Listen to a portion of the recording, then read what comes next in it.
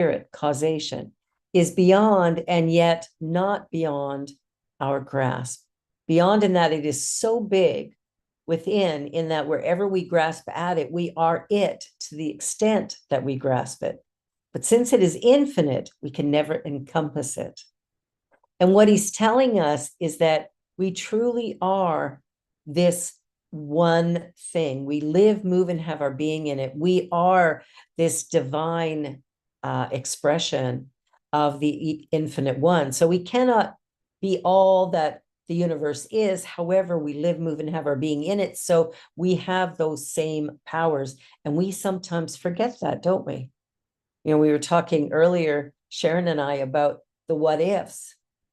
You know, when we do what if, we never do, what if this great thing happens? What if I fall in love? What if I live in my dream home? What if I win the lottery? No, we never do that. We go, what if I get sick? What if this happens? What if, and we always go into that dark place. So it's really about recognizing who we really are and what our true nature is.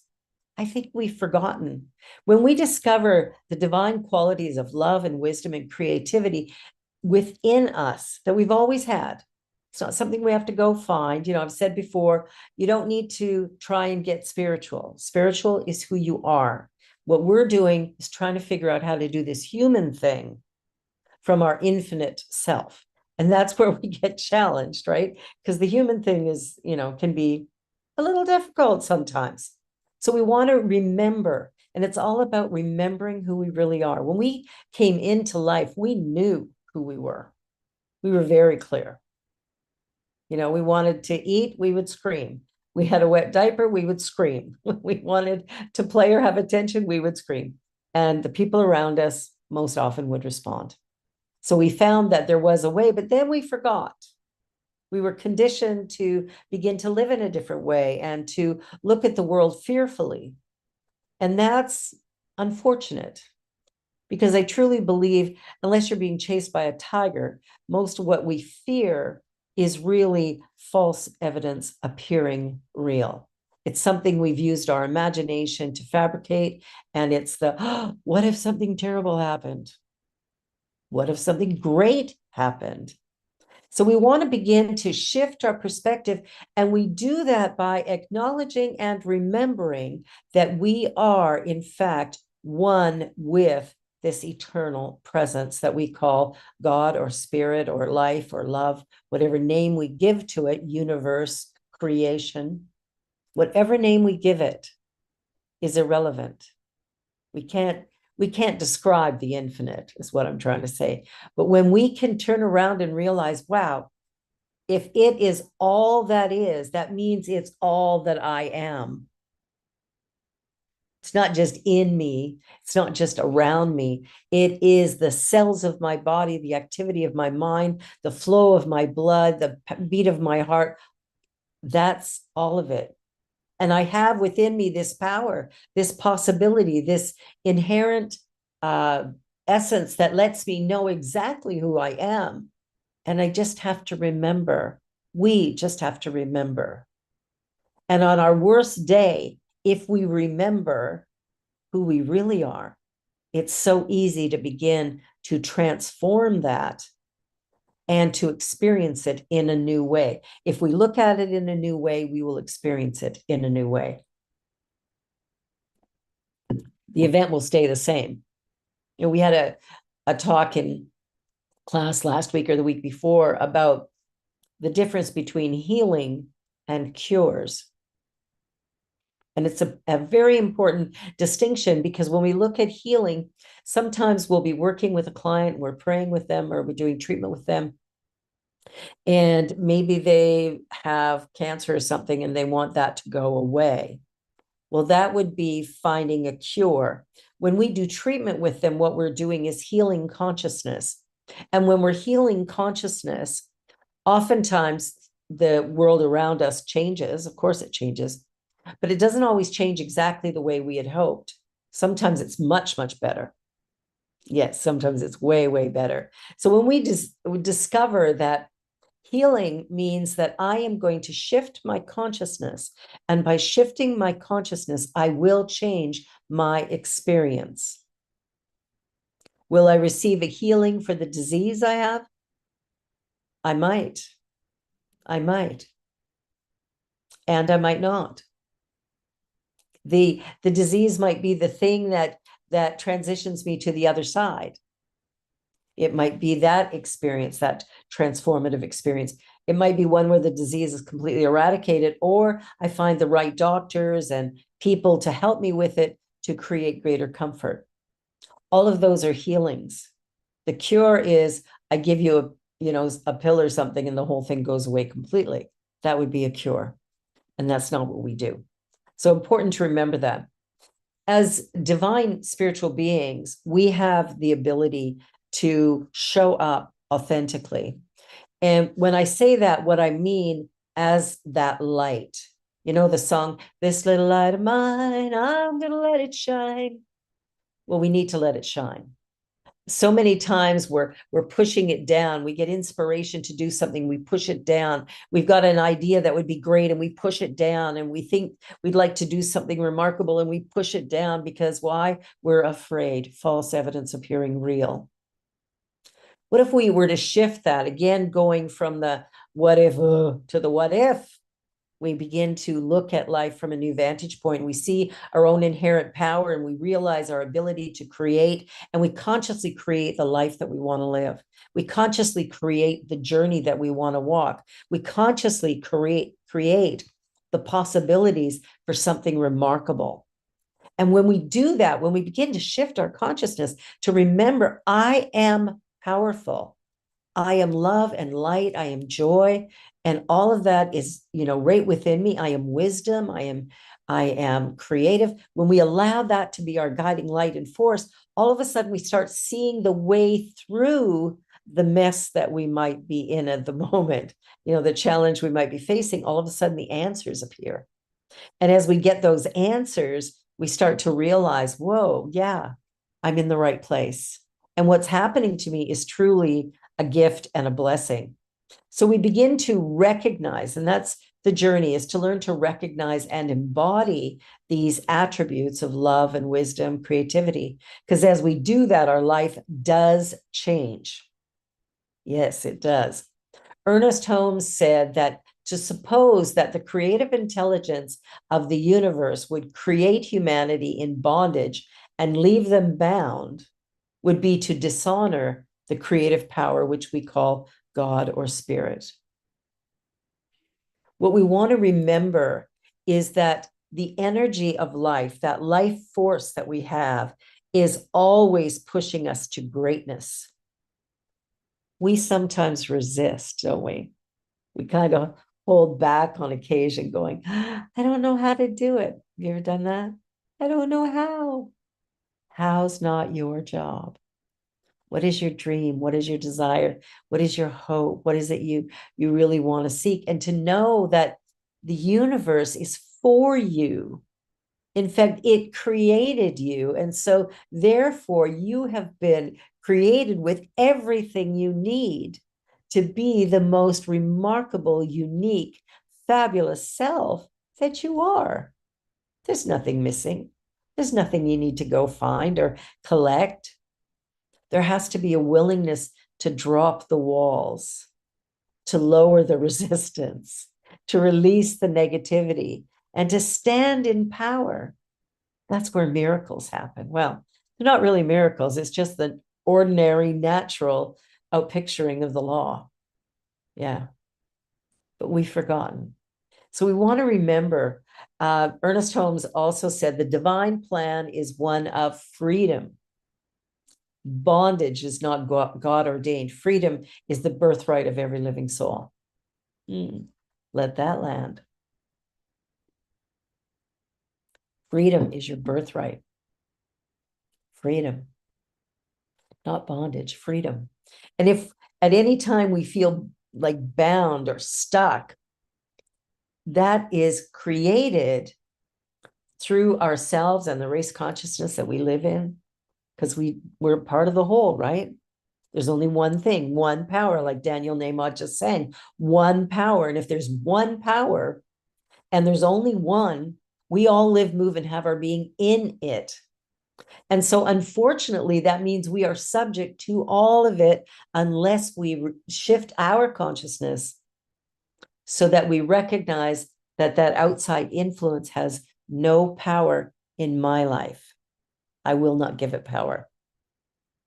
So, what I do is I remember my wholeness. I remember my uniqueness. I remember that divine perfection. And by doing that, I can show up as me without the walls, without the masks, without the fear of being seen. Oh, what if people see me? Will they like me? We have to get over all of that. Those are the things that are tying us down and making us feel a little bit like we are in a prison. But the prison's been created by humanity.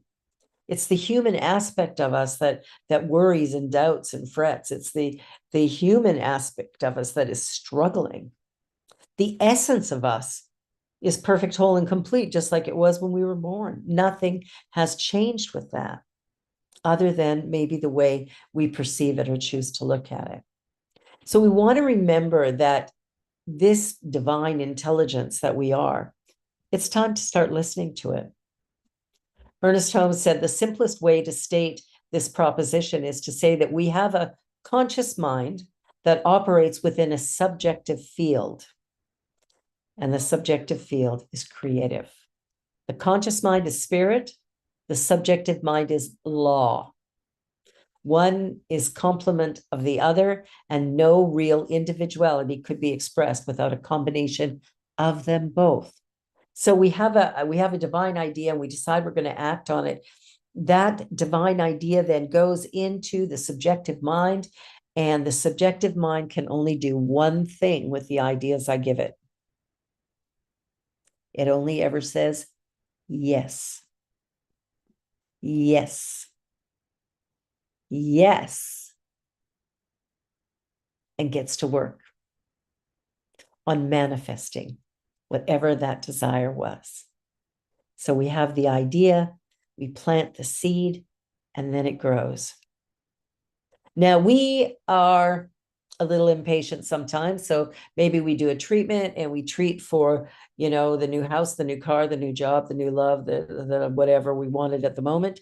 And as we're doing that, we all of a sudden go, oh, yeah, but I don't know how to do it. So let me just dumb down my request. What if I just ask for the job, just the job? And, it could be the bare minimum. It doesn't have to be great. It just, yeah, let me do that.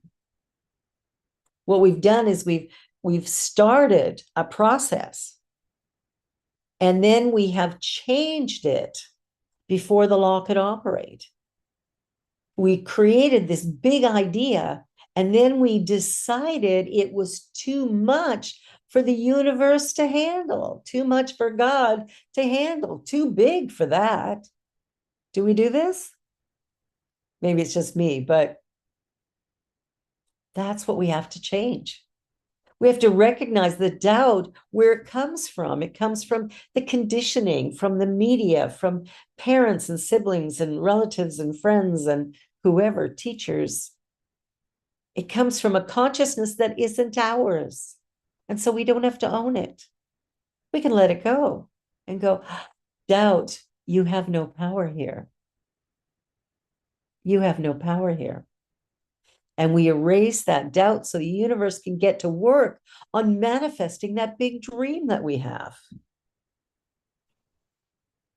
I think it was Einstein who said, if the idea at first is not absurd, there is no hope for it.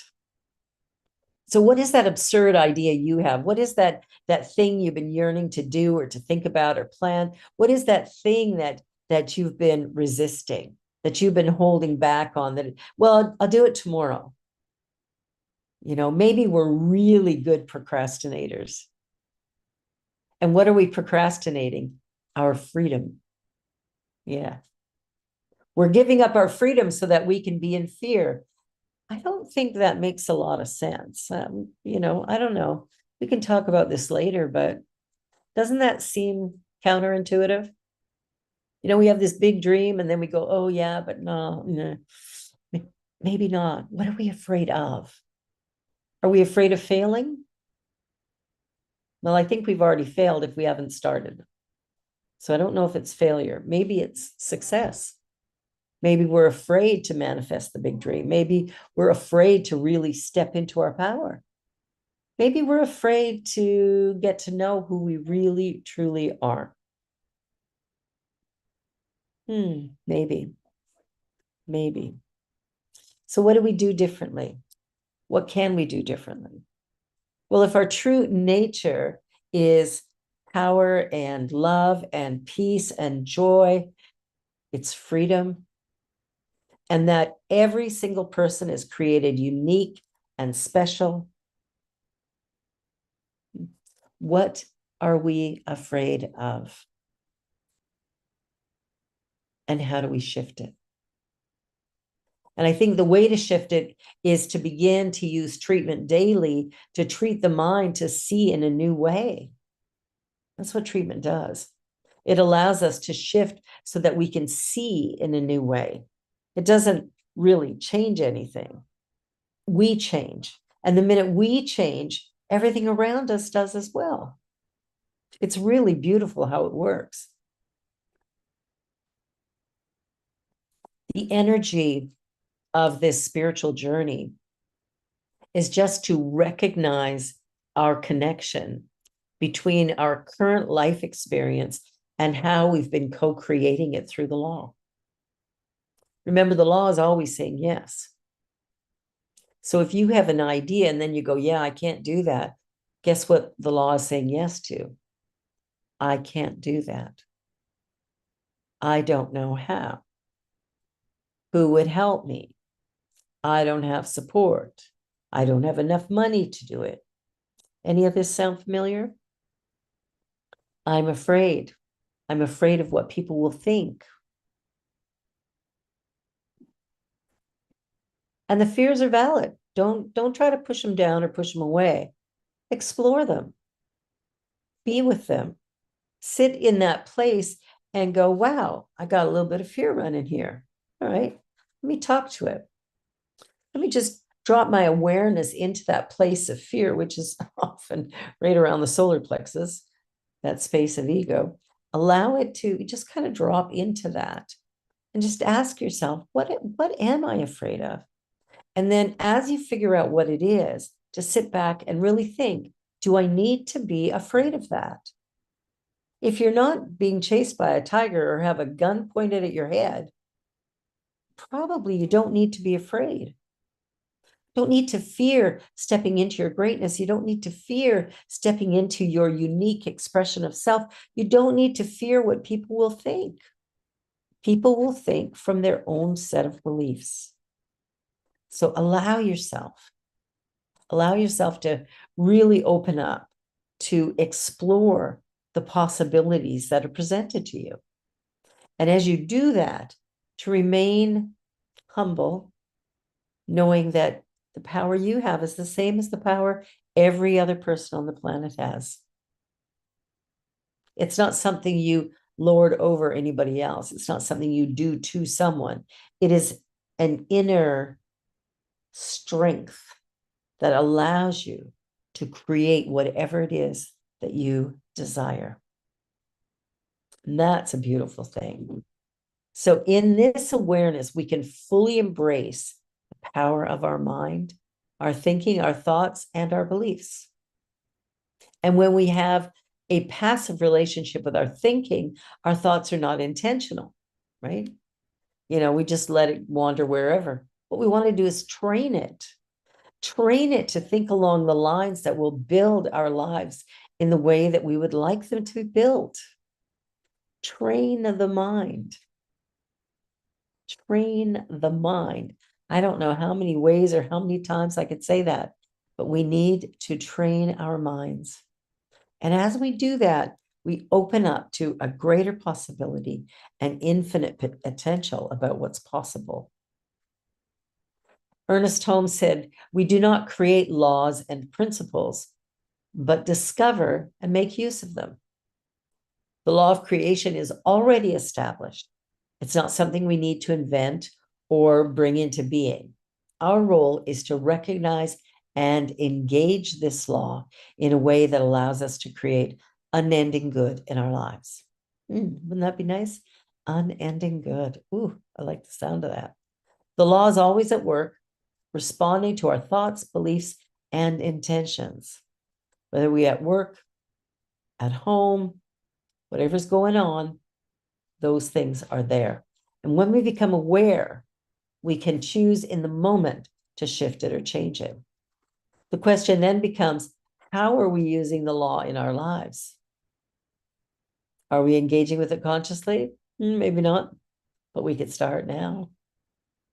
Are we reaching to life's circumstances, just allowing ourselves to be shaped in a positive and loving way, to allow our light to shine, to birth that divine essence of us?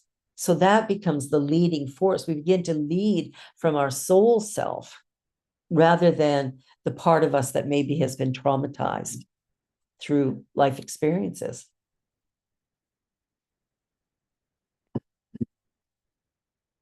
What I love about the way Ernest Holmes wrote The Science Mind is the chapters, the thing itself, what it does. And I love that because when I think about God as the thing itself, that helps me to understand it better. It's a simple term. The thing itself is not separate from us. It is us. Yet the question remains, how deeply are we aware of this truth? That's the work we're doing. Do we genuinely believe that the infinite power of creation is woven into the very fabric of our being? I don't know. Some days I get angry. Some days I'm really happy. Some days I'm sad. Does any of that mean anything? Or is it just life experiences happening? Well, Ernest Holmes says we are chemists in the laboratory of the infinite. What then shall we create? This realization invites us to reflect on the degree of our awareness and belief. Are we fully embracing the creative power that resides within us, or are we still seeing ourselves as separate from the divine? Because many do. It's like, yeah, I think there's a divine power, but yeah, it's too big. But what if it isn't? What if our spiritual journey challenges us to expand our awareness, to truly believe and then act from that understanding that we are one with this creative force, and to consciously choose what we wish to bring into our lives? We can make statements. When we do spiritual mind treatment, we start with recognition. I recognize that there's a power and presence in the universe. It's infinite, intelligent, creative. And then I go into unification where I state, and I am one with it. It is being me. It is the cells of my body, the activity of my life. It is here and now present. Then I go into the third step, which is realization. And when I go into realization, what I want to do is realize, number one, who I really am, but also who I can gain support from. And it's amazing the names that come up and come up quickly. So you have the ability to do whatever. You have the ability to be whatever you would want to be. Our true nature is power, love, joy, creation. That's our true nature. It's not about the mistakes we made or what our mom wanted us to do that we didn't do. It's none of that. Our true nature is the nature of God, of spirit, of first cause. That is the essence of us. And we can't escape it. The thing itself is being me, and it is being you. And it's the computer that we use to speak back and forth with each other. All of this is created by the mind of someone. Somebody created this, for the day would come when it would be needed. I remember a story about a section of the Alps that was really hard to scale, and they went in and built a railway track through the Alps, connecting Vienna and yeah, I know I always forget the V's. It's like here, I always forget the B's, but connecting these two cities. And they built that before there was ever a train that could actually run on that. But they built it. We build something and then they come. But we have to build it. And we first build it in consciousness. It's like, you know, I'll say plasticine because that's what I played with as a little kid. Plasticine. Now it's Play-Doh, but plasticine, you would take it and you would shape it. It was malleable. You could shape it into anything. It could be a little dog, and then it could be a ball, and then it could be an elephant, and then it could be a turtle, and then it could be a person, and then it could be a house. This is the same thing. We are operating with this divine, creative, plastic substance that we get to shape and mold any way we want. And when we do that, when we come to understand that, we can accomplish great feats. We can do what might appear impossible. And what we recognize is that impossible could also be I'm possible. I like that better. Let's begin to see possibility. Let's begin to look at the world around us and see where we can take it and what we can do. Let us begin to have our minds really centered in the now moment and in a way that is positive and productive. By doing that, we start to use this power in a way that supports our life in remarkable and what appears to be miraculous ways. Remember, there really are no miracles. There is the natural outpicturing of the law of mind. That's all it is. When we see a miracle, we see somebody who is able to shift their consciousness and to choose to run it in that direction of healing. Doesn't happen for everyone. But whatever we're experiencing, whatever's going on for us, is actually leading us either away from something or towards something. So instead of calling it bad, we could turn around right now and go, let me call it life. Let me call it okay. Let me sit with it and allow it to be just what it is. And how might that look if we were able to do that? Leave the past in the past and allow yourself to step into this moment, to really slow down a little bit, connect with ourselves, feel like be in a comfortable position and really feel this divine essence within. And on that note, let us go into a treatment. So I quiet my mind to anchor these thoughts, to really bring them into my full awareness. And what I acknowledge is that there is a power in the universe that is creative, intelligent, everywhere present equally. And as I breathe that in, as I begin to feel that in my body, I know that all is well. I know all is well. And I know that from a deep place within me. And so I stand in this moment and I look around me and I see potential and possibility. I see options. And all of a sudden, the distraction of a challenge is eradicated as I realize who I am and live from that. And then I am so grateful. I'm grateful for my life and my new awareness. I'm grateful for all of the people. I'm grateful for the beauty of this moment. I am so grateful. So grateful. And grateful for this holiday season where friends and family can gather, share things together, to just be together. And let us create harmony in those moments. Let's create joy in those moments. Let's allow love to flourish. And as I put all of this in, as I let all of this go, what I know is blessings abound for all. So I release this word into the law. I accept that it is done, and the manifestation shows up. I let it be. And together we say, and so.